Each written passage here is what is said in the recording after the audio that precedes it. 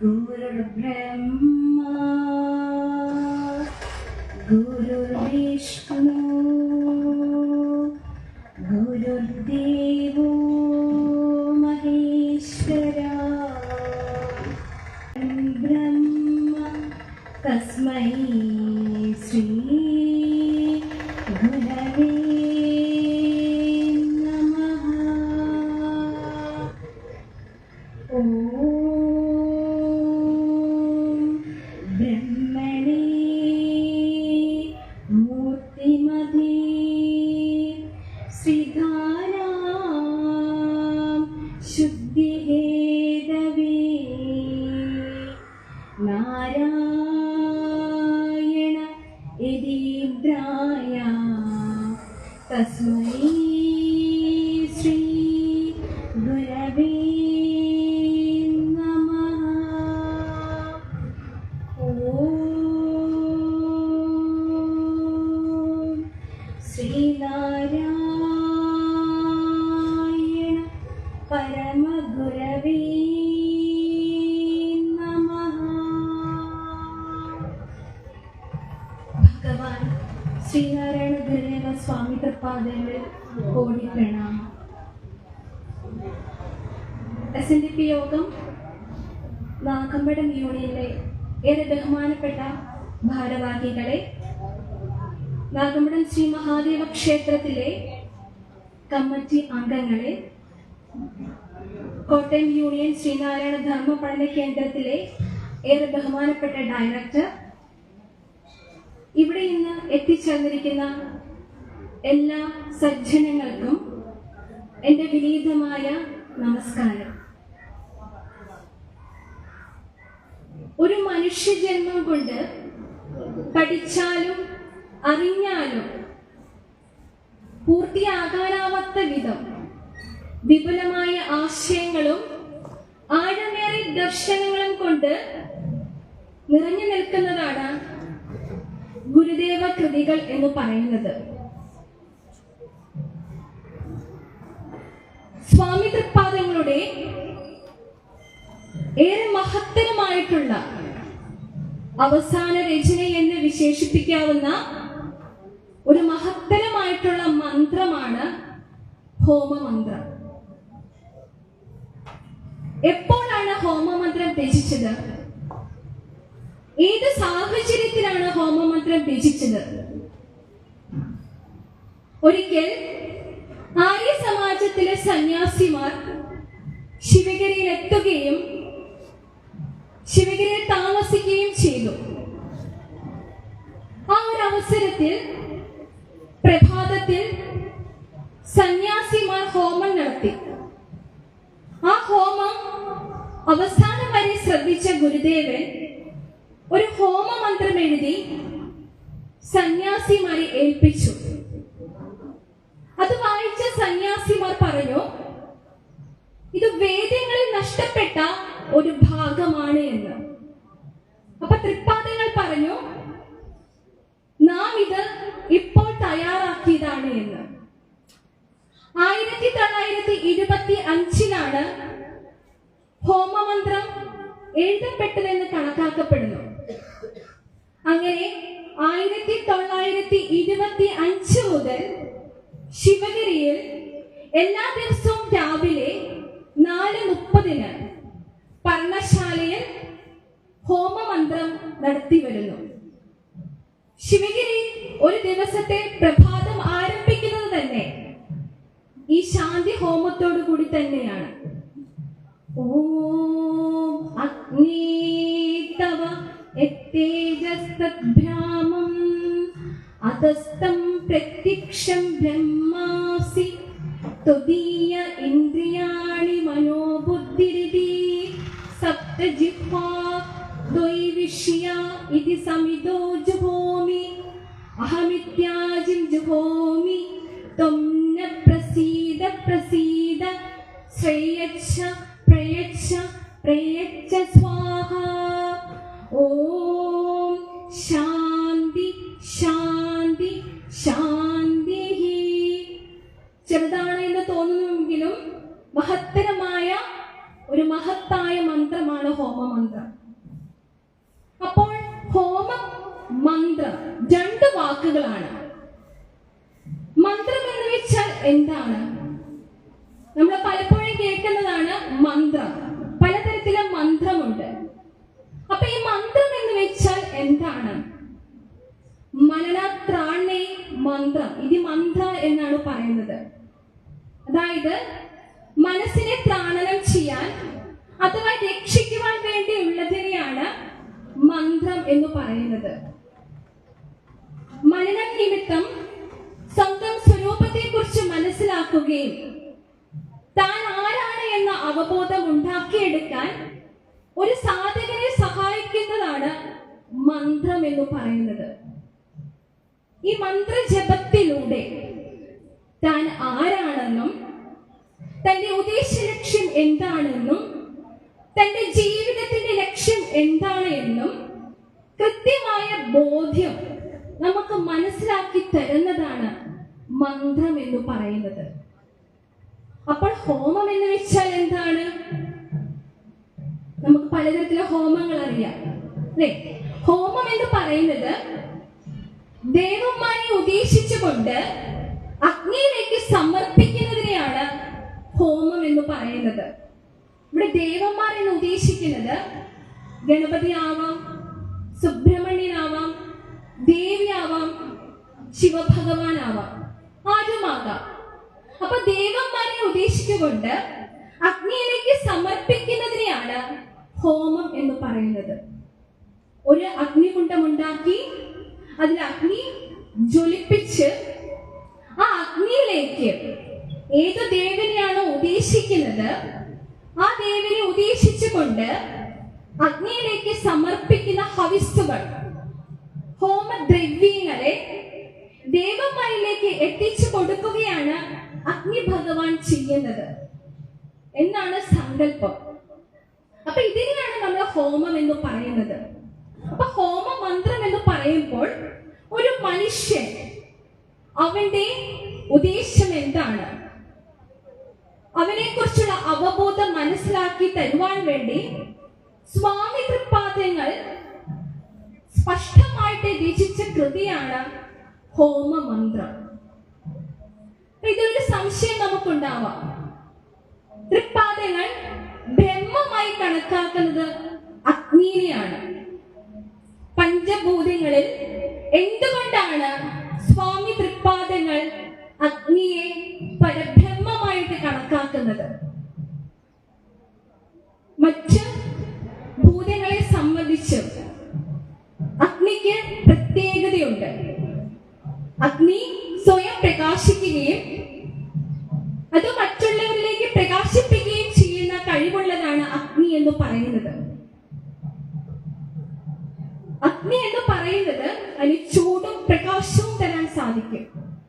ഒരു ഇരുട്ട് നിറഞ്ഞ ഒരു സ്ഥലത്ത് ഒരു തിരിതാളം കൊണ്ടുവയ്ക്കുമ്പോൾ അവിടെ പ്രകാശം വരുന്നത് പോലെ തന്നെ അഗ്നിക്ക് മാത്രമേ പ്രകാശത്തെ പ്രദാനം ചെയ്യാൻ സാധിക്കുകയുള്ളൂ. ഓം അഗ്നേ തവ യത്തേജസ്തഭ്രാമം അതസ്തം പ്രത്യക്ഷം ബ്രഹ്മാസ്മി. അല്ലയോ അഗ്നി, നീ നേരിൽ കാണാവുന്ന ബ്രഹ്മമാകുന്നു. അതുകൊണ്ട് നീ പ്രത്യക്ഷമായ ബ്രഹ്മം തന്നെയാണ് എന്ന് ഗുരു അഗ്നിയെ കൽപ്പിച്ചിരിക്കുകയാണ്. അപ്പൊ ബ്രഹ്മാഗ്നിയിൽ ഒരു സവിശേഷത ബ്രഹ്മത്തിനുണ്ട്. ആ ബ്രഹ്മാഗ്നിയെ കുറിച്ചാണ് സ്വാമി തൃപ്പാദങ്ങൾ പറയുന്നത്. 1 കോടി ദിവാകരൻ ഒത്തുയരും. 1 കോടി ദിവാകരന്മാർ, സൂര്യന്മാര് ഉയരുന്നത് പോലെയാണ് ബ്രഹ്മം എന്ന് പറയുന്നത്. ആത്മോപദേശ ശതകത്തിൽ പറയുന്നുണ്ട്, ഒരു 10,000 ആദിദേവർ ഒന്നായി വരുന്നത് പോലെ. അതിനെയും ഗുരു ബ്രഹ്മത്തിന്റെ തേജസ്സായിട്ട് സങ്കല്പിക്കുന്നു. നിരന്തര ജ്യോതിസായിട്ടും പറയുന്നു. അപ്പൊ ബ്രഹ്മത്തിന്റെ തേജസ്സായിട്ട് സ്വാമി തൃപ്പാദങ്ങൾ പറയുകയാണ്. അപ്പൊ അഗ്നിയും ബ്രഹ്മവും തമ്മിൽ സമമാണ്. അഗ്നി പ്രകാശിക്കുന്നു, സ്വയം പ്രകാശിക്കുകയും മറ്റുള്ളവരെ പ്രകാശിപ്പിക്കുകയും ചെയ്യുന്നു. അതുപോലെ തന്നെ അകവും പുറവും നിറഞ്ഞു നിൽക്കുന്ന മഹിമാവാണ് ബ്രഹ്മം. അപ്പൊ സ്വയം പ്രകാശിപ്പിച്ചുകൊണ്ട് മറ്റുള്ളവരെ പ്രകാശിപ്പിക്കാൻ ചെയ്യാൻ കഴിവുള്ള ഒരു ബ്രഹ്മമാണ് അഗ്നി. എന്നാൽ ബ്രഹ്മാഗ്നി ഇതുപോലെ തന്നെ സ്വയം പ്രകാശിച്ചുകൊണ്ട് അറിവിന്റെ ഉറവിടമായിട്ട് തന്നെ നിലനിൽക്കുകയാണ് ചെയ്യുന്നത്. അതുകൊണ്ടാണ് സ്വാമി തൃപ്പാദങ്ങൾ അഗ്നിയെ പരബ്രഹ്മമായി സൂചിപ്പിക്കുന്നത്. അല്ലയോ അഗ്നി, നിനക്ക് യാതൊരു പ്രകാശമുണ്ടോ അത് ബ്രഹ്മമാകുന്നു. ആ പ്രകാശത്തിനെയാണ് നാം ബ്രഹ്മമെന്നും ചൈതന്യമെന്നും വിളിച്ചുകൂടുന്നത്. നിന്റെ 7 നാക്കുകൾ മനസ്സ്, ബുദ്ധി, ബോധം, പഞ്ചേന്ദ്രിയങ്ങൾ ഇവ ചേരുന്നതാവുന്നു. അഗ്നി ജ്വലിക്കുമ്പോൾ 7 നാക്കുകളായിട്ടാണ് മുകളിലേക്ക് ഉയർന്നുകൊണ്ടിരിക്കുന്നത്. ആ 7 നാക്കുകൾ എന്ന് പറയുന്നത് പല നിറത്തില് പല വർണ്ണത്തില് ജ്വലിച്ചുകൊണ്ടിരിക്കുന്നതാണ്. കാളി, കരാളി, മനോജവ, സ്ഫുല്ലിംഗിനി, വിശ്വരൂപ, ധൂമ്രവർണ്ണ തുടങ്ങിയ പേരോട് കൂടിയ ജ്വാലകളായിട്ട് അഗ്നി മുകളിലേക്ക് ഉയർന്നുകൊണ്ടിരിക്കുകയാണ് ചെയ്യുന്നത്. അപ്പൊ അങ്ങനെയുള്ള നിന്നിലേക്ക് എന്റെ വിഷയങ്ങൾ എന്ന സംയുക്തകളെ ഞാൻ ഹോമിക്കുന്നു. നമ്മളൊക്കെ പലതരത്തിലെ വിഷയങ്ങളിൽ ഏർപ്പെട്ടുകൊണ്ടിരിക്കുന്നവരാണ്. ഒരു മനുഷ്യജന്മം എന്ന് പറയുന്നത് എന്താണ്? ജന്തുന നരജന്മം ദുർലഭം. ജന്തുക്കളിൽ വെച്ച് ഒരു ജീവൻ, മനുഷ്യജീവൻ ഉണ്ടാവുക എന്നത് ഏറ്റവും പ്രയാസകരമായിട്ടുള്ള കാര്യമാണ്. ഇതിനെക്കുറിച്ച് പൂന്താനം പറയുന്നുണ്ട്. ഒരു മനുഷ്യജന്മം എങ്ങനെ വന്നത് എന്ന് ജ്ഞാനപ്പലയിൽ പറയുന്നുണ്ട്. എത്ര പ്രയാസപ്പെട്ട ഈ കാലം അത്രേ വന്നു പിറന്നു മനുഷ്യനായിട്ട്. ഒരു മനുഷ്യൻ മനത്തിൽ ജീവിച്ചു, മണ്ണിൽ കഴിഞ്ഞു, ജലത്തിൽ കഴിഞ്ഞു, പുഴുക്കളായി നടന്നു, മരങ്ങളായി കഴിഞ്ഞു, പിന്നെ പശുക്കളായി, മൃഗങ്ങളായി അലഞ്ഞു. അതിനുശേഷമാണ് പവിത്രമായിട്ടുള്ള ഈ മനുഷ്യ ജന്മം കിട്ടുന്നത്.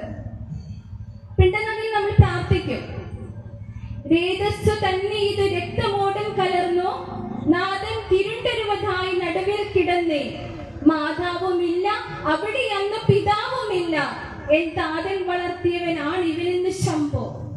അച്ഛന്റെ ബീജവും അമ്മയുടെ അണ്ടവും ചേർന്ന് അമ്മയുടെ ഗർഭപാത്രത്തില് ഫലോപ്പിൻ ട്യൂബില് ഒരു അംശമായി കഴിയുന്ന സമയത്ത് എന്നെ അവിടുന്ന് കാത്തു സംരക്ഷിക്കാൻ, എന്നെ രക്ഷിക്കുവാൻ ഉണ്ടായത് ആ ചൈതന്യമാണ്. അവിടെ ബന്ധുക്കളില്ല, ധനമില്ല, ധനമില്ല, അച്ഛനുമില്ല, അമ്മയുമില്ല. ആ ഇരുട്ടറിയാൻ ഞാൻ കിടക്കുകയായിരുന്നു. എന്നെ കാത്തു സംരക്ഷിച്ചത് ഭഗവാൻ മാത്രമാണ് എന്ന് നാം പിണ്ടനദിയിൽ പ്രാർത്ഥിക്കുന്നുണ്ട്. അപ്പൊ ഒരു മനുഷ്യ ജന്മം എങ്ങനെയാണ് വന്നിരിക്കുന്നത്? അങ്ങനെ ഒരു മനുഷ്യ ജന്മം വരികയും പലതരത്തിലെ വിഷയങ്ങളിൽ നാം ഏർപ്പെടുമ്പോൾ ആ വിഷയങ്ങളിൽ പെട്ടുപോവുകയാണ് മനസ്സും ഇന്ദ്രിയങ്ങളും ചെയ്യുന്നത്. അങ്ങനെ നാം ദുഃഖിക്കുകയാണ് ചെയ്യുന്നത്. അങ്ങനെ വിഷയം എന്ന ഭോഗങ്ങളിൽ ഏർപ്പെടുമ്പോൾ ബ്രഹ്മാഗ്നിയിൽ എരിഞ്ഞടങ്ങുകയാണ് നാം ചെയ്യുന്നത്. ഈ വിഷയങ്ങളിൽ ഏർപ്പെടുന്ന സമയത്ത് നാം പറയുന്നുണ്ട്, ആത്മോപദേശ ശതകത്തിൽ സ്വാമി തൃപ്പാദങ്ങൾ പറഞ്ഞ് നമുക്ക് മനസ്സിലാക്കി തരുന്നുണ്ട്. ഒളി മുതല പഴമഞ്ചമുണ്ട് നാറും, നളികയിലേറി നയേനെ മാറിയാടും, കിളികളെ അഞ്ചു മരിഞ്ഞു കീഴ്മറിക്കും, വെളിവുരു വേണ്ടി അകം വിളങ്ങിടേണം. നമ്മുടെ 5 ഇന്ദ്രിയങ്ങള് അറിയാതെ വിഷയങ്ങളിൽ ചെന്ന് ചാടുന്ന സമയത്ത്, അല്ലയോ ഭഗവാനെ, ആ അബദ്ധത്തിൽ നിന്ന് എനിക്ക് വിവേകം തന്ന് എന്നെ സംരക്ഷിക്കണമെന്ന് നാം പ്രാർത്ഥിക്കുന്നുണ്ട്. അപ്പൊ വിഷയങ്ങൾ നാം ചെന്ന് ചാടുന്നത്, അതിൽ ഭ്രമിക്കുമ്പോൾ നമുക്കുണ്ടാകുന്ന ബുദ്ധിമുട്ട് എന്ന് പറയുന്നത് വളരെ പരിതാപകരമാണ്. ഇനി നമ്മുടെ സമൂഹത്തിൽ ഉണ്ടാകുന്ന പല പ്രശ്നങ്ങൾക്കും കാരണം നമുക്ക് വിഷയങ്ങളോടുള്ള ആഗ്രഹമാണ്. പലതരത്തിലുള്ള വിഷയങ്ങളാണ്. മനുഷ്യനെ സന്തോഷിപ്പിക്കാൻ ഉണ്ടാവുന്ന വിഷയങ്ങളിലേക്ക് അമിതമായി നാം ഏർപ്പെടുമ്പോൾ നാം ദുഃഖിക്കാൻ ഇടവരുന്നു. നീതിസാര ശ്ലോകത്തിൽ ഇപ്രകാരം പറയുന്നു, അർത്ഥാനം ആർജനേ ദുഃഖം ആർജിതാനാം തു രക്ഷണേ ആയേ ദുഃഖം വേ ദുഃഖം അർത്ഥകിം ദുഃഖഭാജനം എന്ന്. അമിതമായിട്ട് ധനത്തിനോട് ഭ്രമം തോന്നുമ്പോൾ നമുക്ക് ദുഃഖത്തിന് ഇടയുണ്ടാവുകയാണ് ചെയ്യുന്നത്. ഒരിക്കൽ ഒരു സംഭാഷണ മധ്യേ സ്വാമി തൃപ്പാദങ്ങൾ ഇപ്രകാരം പറയുകയുണ്ടായി: പണം അധികമായാൽ മനുഷ്യൻ ചീത്തയാകുമല്ലേ എന്ന്. അങ്ങനെ വിഷയങ്ങളുടെ പുറകെ നാം പോകുമ്പോൾ നമുക്ക് ദുഃഖമുണ്ടാവുകയാണ് ചെയ്യുന്നത്. ആ ദുഃഖത്തെ എല്ലാം കൂടി ബ്രഹ്മാഗ്നിയിൽ എരിഞ്ഞു തീരുകയാണ്, ഞാൻ അതിലേക്ക് ഹോമിക്കുകയാണ് എന്നാണ് പറയുന്നത്. തോയി വിഷ്യ ഇത് സമിതോച്ചു ഹോമി. അപ്പം നിന്നിലേക്ക് ഞാൻ എന്ന നീ ഞാൻ ഹോമിക്കുകയാണ്. അപ്പൊ ഈ ശരീരം എന്ന് പറയുന്നത് എന്താണ്? തൊലിയും എലുമ്പും മലം ദുരന്തം അന്തക്കലകളും ആത്മോപദേശിച്ച അദ്ദേഹത്തിൽ പറയുന്നുണ്ട്. സപ്തമലങ്ങൾ കൊണ്ട് നിർമ്മിതമാണ് ഈ ശരീരം എന്ന് പറയുന്നത്. അപ്പൊ ഈ ശരീരത്തിന് അഹങ്കാരം വരുന്ന സമയത്ത് നാം മറ്റുള്ളതൊന്നും കാണുന്നില്ല. പലതായി നാം പ്രവർത്തിച്ചു കൊണ്ടിരിക്കുകയാണ് ചെയ്യുന്നത്. അതുകൊണ്ട് നിന്നിലേക്ക് ഞാനെന്ന നീ ഞാൻ ഹോമിക്കുകയാണ് എന്ന് അഗ്നിയോട് പറയുകയാണ്. എന്റെ ഈ ശരീരം എന്ന് പറയുന്നത് എന്താണ്? ഒരു കൂട് മാത്രമാണ്. എപ്പോഴാണോ നമ്മുടെ ശരീരത്തിൽ നിന്ന് ചൈതന്യം, ഈ ജീവൻ നഷ്ടപ്പെടുന്നത്, അപ്പോൾ ഈ ശരീരം എന്ന് പറയുന്നത് ശവമാണ്. ഈ ശരീരത്തിന് ജീവൻ നിലനിൽക്കുന്നത് കൊണ്ടാണ് ഇത് ശിവമയം എന്ന് പറഞ്ഞുകൊണ്ടിരിക്കുന്നത്. ശിവമയം തന്നെയാണ്. അതുപോലെ തന്നെയായിരിക്കണം നമ്മുടെ ജീവിതം എന്ന് പറയുന്നത്. നമ്മുടെ ജീവിതം ധർമ്മത്തിൽ അധിഷ്ഠിതമായിരിക്കണം. ഒരുവൻ അവന്റെ ജീവിതം ധർമ്മത്തിൽ അധിഷ്ഠിതമായി നടക്കുമ്പോൾ അവന് ഇഹലോകവും പരലോകവും മോക്ഷം, സുഖം അനുഭവിക്കാൻ കഴിയുന്നു. വെള്ളത്തിൽ പ്രതിഫലിച്ച് കാണുന്ന സൂര്യന്റെ പ്രതിബിംബം പോലെ ആയിരിക്കും ധർമ്മമില്ലാത്തവന്റെ ഒരു ജീവിതം എന്ന് പറയുന്നത്. അപ്പം ഈ ശരീരത്തിൽ ഈ കൂട് ഉള്ളിടത്തോളം കാലം ഈ ജീവനെ നിലനിർത്തുന്ന ഒരു ശരീരത്തിന്റെ ഒരു വസ്ത്രമാണ്, അല്ലെങ്കിൽ ജീവനെ നിലനിർത്തുന്ന ഒരു വസ്ത്രമാണ് ഈ ശരീരം എന്ന് പറയുന്നത്. അപ്പൊ ഈ കൂട് എത്ര നാള് ഈ ഭൂമിയിൽ ഉണ്ടാവണം, അത്ര നാള് ഈ ജീവാത്മാവ് പരമാത്മാവിനോട് പ്രാർത്ഥിച്ചുകൊണ്ടിരിക്കുകയാണ്. അല്ലയോ പരമാത്മാവേ, ഇപ്രകാരം ഇടവിടാതെ എനിക്ക് അങ്ങയെ ധ്യാനിക്കുന്നതിനും അങ്ങയുടെ പരമാനന്ദം ലഭിക്കുന്നതിനും അങ്ങയുടെ അനുഗ്രഹം എന്നിലുണ്ടാകണമേ. അല്ലയോ ദൈവമേ, കണ്ണുകൊണ്ട് കാണുന്നൊന്നും നിത്യമല്ല, ശരീരത്തിന് നീർക്കുമള പോലെയല്ലാതെ നിലയറ്റാതാകുന്നു. എല്ലാം സ്വപ്നതുല്യം എന്നല്ലാതെ ഒന്നും പറയുവാനില്ല. നാം ശരീരമല്ല, അറിവാകുന്നു. അങ്ങനെ തുടങ്ങുന്ന ഗദ്യ പ്രാർത്ഥനയിൽ അവസാനം നാം പ്രാർത്ഥിക്കുകയാണ് അവിടുത്തെ പരമപദം പ്രാപിക്കണമെന്ന്. സ്വാമി തൃപ്പാദങ്ങൾ ഗദ്യ പ്രാർത്ഥനയോട് നമുക്ക് വ്യക്തമാക്കി നൽകുകയാണ്. അപ്പൊ നമ്മുടെ ശരീരത്തിൽ ജീവൻ നിലനിൽക്കുന്നിടത്തോളം കാലം ഈ ജീവാത്മാവ് പരമാത്മാവിനോട് പ്രാർത്ഥിച്ചുകൊണ്ട് തന്നെ ഇരിക്കുകയാണ്. അങ്ങനെ ഞാനെന്ന നീ ഞാൻ ഹോമിക്കുകയാണ്.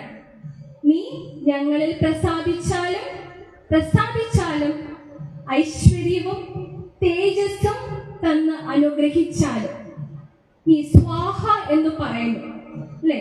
ഓം അഗ്നേ തവ യത്തേജസ്തദ്ധാമം അധസ്ഥം പ്രത്യക്ഷം ബ്രഹ്മാസി ത്വദീയ ഇന്ദ്രിയാണി മനോബുദ്ധിരിതി സപ്തജിഹ്വാ ത്വയി വിഷ്യ ഇതി സമിതോ ജുഹോമി അഹമിത്യാജിം ജുഹോമി ത്വം ന പ്രസീദ പ്രസീദ ശ്രയച്ഛ പ്രയച്ഛ പ്രയച്ഛ സ്വാഹ. എന്താണ് ഈ സ്വാഹ എന്ന് പറഞ്ഞാൽ? ഹോമമന്ത്രത്തില് സ്വാഹ എന്നൊരു വാക്കുണ്ട്. ആരാണ് ഈ സ്വാഹ എന്ന് പറയുന്നത്? സ്വാഹ എന്ന് പറയുന്നത് അഗ്നിദേവന്റെ ഭാര്യയാണ്. അവിടെ നമുക്ക് ഒരു സത്യത്തെ മനസ്സിലാക്കി തരുകയാണ് ചെയ്യുന്നത്. എന്തിനാണ് ഭാര്യയുടെ പേര് ചേർത്തിരിക്കുന്നത്? അത് വളരെ വലിയൊരു അർത്ഥമാണ് നമുക്ക് മഹാഗുരു മനസ്സിലാക്കി തരുന്നത്. നമ്മൾ ഹോമം ചെയ്യുന്ന സമയത്ത് ആ പ്രാർത്ഥനയാണെങ്കിലും ആ ഹോമമാണെങ്കിലും പൂർത്തീകരിക്കണമെങ്കിൽ, അതിനൊരു സമാധാനം ഉണ്ടാവണമെങ്കിൽ സ്വാഹാദേവിയെ കൂടി നാം സ്തുതിച്ചിരിക്കണം. ഇവിടെ ഒരു സ്ത്രീയുടെ ശക്തിയാണ് ഒരു പുരുഷൻ, ഒരു പുരുഷന്റെ ശക്തിയായിരിക്കണം ഒരു സ്ത്രീ എന്ന് നമുക്ക് വ്യക്തമാക്കി നൽകുകയാണ്. ശ്രീനാരായണ ധർമ്മത്തിൽ പറയുന്നുണ്ട്, ഇന്ന് പലതരത്തിലും പ്രശ്നങ്ങൾ കുടുംബത്തിലും സമൂഹത്തിലും ഉണ്ടായിക്കൊണ്ടിരിക്കുകയാണ്. വിവാഹമോചനം, ലിവിങ് ടുഗദർ പോലെയുള്ള കാര്യങ്ങൾ നടന്നുകൊണ്ടിരിക്കുന്നത്. അപ്പൊ ശ്രീനാരായണ ധർമ്മത്തിൽ മഹാഗുരു നമുക്ക് പറഞ്ഞു നൽകുന്നത്, വീക്ഷണാപരനാരീണ കാമസങ്കല്പപൂർവകം തത്സല്ലാപച്ഛതദ്യോഗ വ്യഭിചാര ഇതി സ്മൃതഃ. അതായത് ഒരു സ്ത്രീ ഒരു അന്യ പുരുഷനെ വേണ്ടാത്ത വൈകാരിക മാനസിക ഭാവത്തോടു കൂടി നോക്കുകയാണെങ്കിലും, ഒരു പുരുഷൻ ഒരു അന്യ സ്ത്രീയെ വേണ്ടാത്ത വൈകാരിക മാനസിക ഭാവത്തോട് നോക്കുകയാണെങ്കിലും അതൊരു മോശം പ്രവൃത്തിയാണ്, വ്യഭിചാരത്തിൽ പെടുമെന്നാണ് ഗുരുദേവൻ കൽപ്പിച്ചിരിക്കുന്നത്. നമ്മുടെ വീടിന്റെ മുറ്റത്ത് ഒരു വലിയ മാവുണ്ട്. അത് നിറയെ മാങ്ങയാണ്, നല്ല പഴുത്ത് ആകർഷണം തോന്നുന്ന രീതിയിലുള്ള മണത്തോടു കൂടിയും കളറോടു കൂടിയുമുള്ള മാങ്ങ. അത് പഴുത്ത് താഴെ വീഴുമ്പോൾ ഒരു കൊതി വന്ന് നമ്മൾ ഓടിച്ചെല്ലും അത് എടുക്കുവാൻ വേണ്ടി. അതെടുത്ത് കഴുകി വൃത്തിയാക്കി അത് കട്ട് ചെയ്യുമ്പോൾ അതിന്റെ അകം നിറയെ പുഴുക്കളാകും. അത് കഴിക്കില്ല, അത് നമ്മൾ ഭക്ഷിക്കില്ല, അത് ദൂരത്തേക്ക് വലിച്ചെറിയും. അതുപോലെ തന്നെയാണ് ഇത്തരത്തിൽ മോശം പ്രവൃത്തിയിൽ ഏർപ്പെടുന്ന ആളുകൾ തിരസ്കരിക്കപ്പെടും. അതുകൊണ്ട് ഇഹലോകത്തിലും പരലോകത്തിലും സുഖം അനുഭവിക്കാൻ ആഗ്രഹിക്കുന്ന ആളുകൾ അവിഭിചാരം എന്ന ധർമ്മം പാലിക്കണമെന്ന് ശ്രീനാരായണ ധർമ്മത്തിനോടുകൂടി മഹാഗുരു നമുക്ക് വ്യക്തമാക്കി നൽകുകയാണ്. അപ്പൊ സ്വാഹാദേവിയെ കൂടി ഹോമമന്ത്രത്തിൽ ഉൾപ്പെടുത്തിയിരിക്കുന്നത് നമുക്ക് മനസ്സിലാക്കി തരികയാണ്. അവച്ഛിന്ന പ്രേമ ഭാജേന വർത്തനയത്ര ദമ്പതി സർവ കല്യാണ സമ്പന്നം കുലം തദതി പാവനം.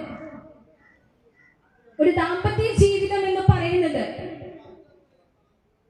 ഒരു ഭാര്യ ഭർത്താവും പരസ്പര സ്നേഹത്തോടും പരസ്പര വിശ്വാസത്തോടും പരസ്പര ബഹുമാനത്തോടു കൂടിയും എവിടെയാണോ ജീവിക്കുന്നത് അവിടെ പരിപാവനമായ പരിശുദ്ധമായ ക്ഷേത്രത്തിന് തുല്യമാണ് എന്നാണ് തൃപ്പാദങ്ങൾ അരുളി ചെയ്തിട്ടുള്ളത്.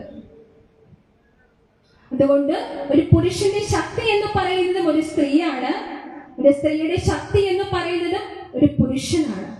അതിനെയാണ്, അത് വ്യക്തമാക്കി നൽകാൻ വേണ്ടിയാണ്, അത് കൂടുതൽ നമ്മൾ മനസ്സിലാക്കാൻ വേണ്ടിയാണ് സ്വാഹ എന്ന ദേവിയെ കൂടി ഉൾപ്പെടുത്തിയിരിക്കുന്നത്.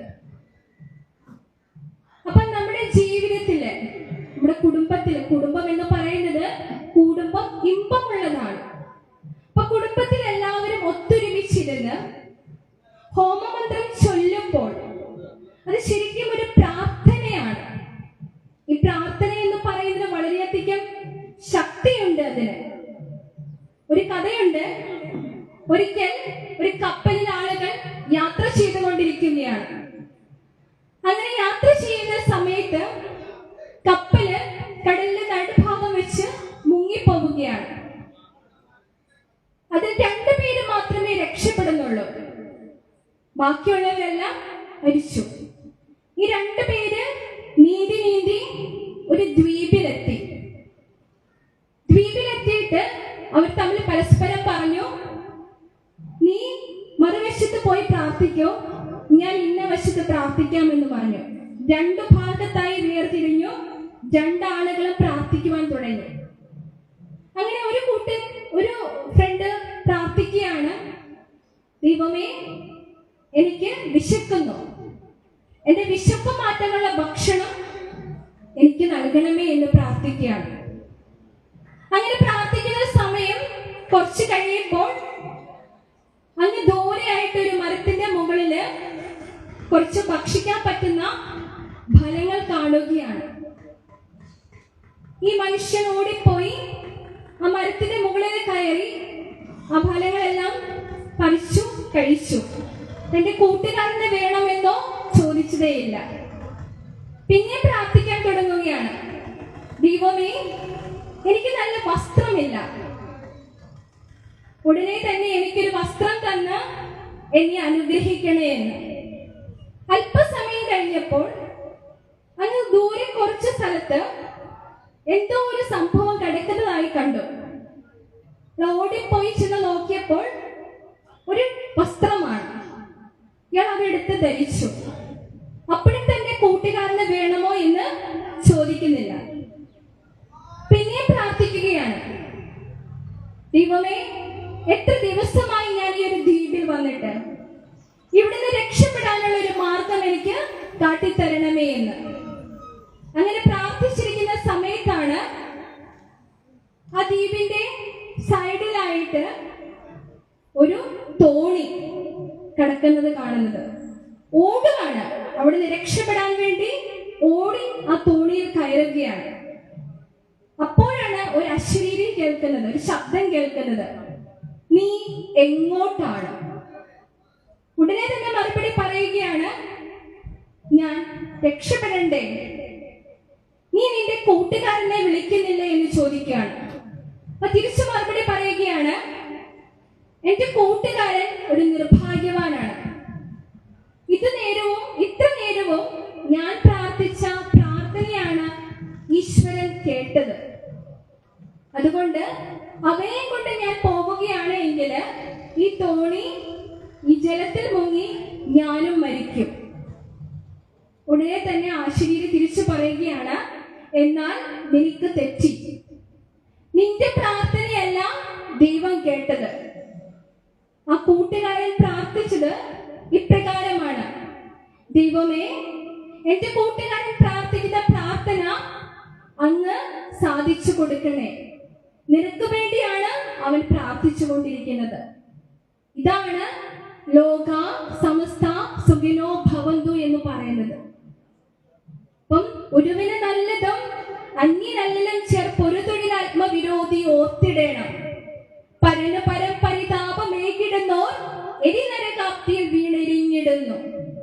മറ്റുള്ളവർക്ക് ദുഃഖമുണ്ടാക്കുകയും അവരെ നശിക്കുകയും ചെയ്യണമെന്ന മാനസിക അവസ്ഥയോടുകൂടി പെരുമാറുകയും ചിന്തിക്കുകയും ചെയ്യുന്ന ഒരാള് എരിയുന്ന അഗ്നിയിൽ ചെന്ന് വീഴുമെന്നാണ് സ്വാമി തൃപ്പാദങ്ങൾ നമുക്ക് മനസ്സിലാക്കി വ്യക്തമാക്കി നൽകുന്നത്. അതുകൊണ്ട് കുടുംബത്തിൽ എല്ലാവരും ഒരുമിച്ചിരുന്ന് ഹോമമന്ത്രം സ്വാമി തൃപ്പാദങ്ങളുടെ കൃതികൾ ചൊല്ലുമ്പോൾ നമുക്ക് മനസ്സമാധാനം ഉണ്ടാകും.